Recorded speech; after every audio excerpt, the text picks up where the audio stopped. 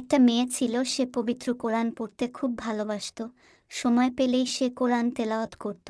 তার ব্যাগে সবসময় ছোট্ট একটি কোরআন থাকত। গাড়িতে বসে বসে কোরআন পড়ত।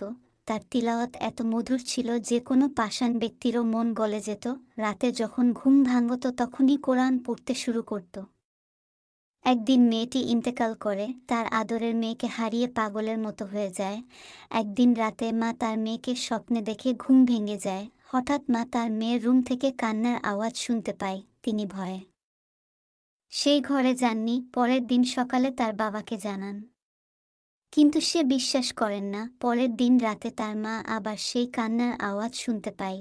তারপর তার বাবাকে বলে, বাবা ও শুনে ও ভয় পেয়ে যায়।